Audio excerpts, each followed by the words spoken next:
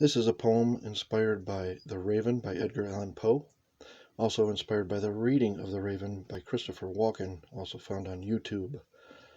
And I call this Quoth the Raven by Stephen76.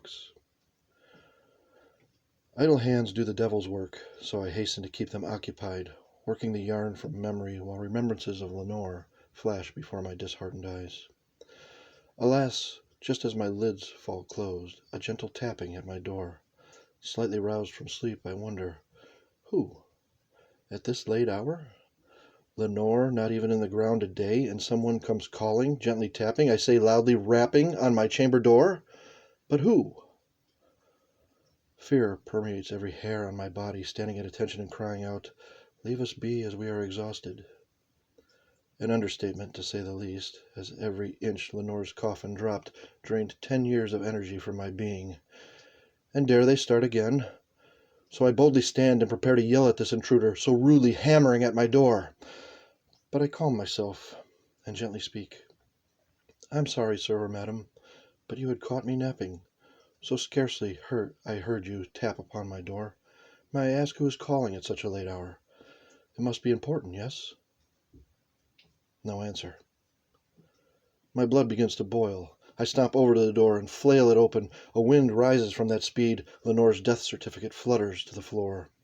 I gaze at it in horror, then back through the door. Nothing. Darkness. But then I hear a croak. "Lenore?" Startled I was by this sound so familiar, but put at ease, realizing 'twas just an echo of my hope. Squinting, I tried to reach into the dark with my eyes. Did something just move? A shuffling? A slow shuffling? The sound of cold, dead, bare feet shuffling on the concrete floor? As I see a shape slowly materializing from the darkness, I slam the door shut and quickly lock the knob and bolt.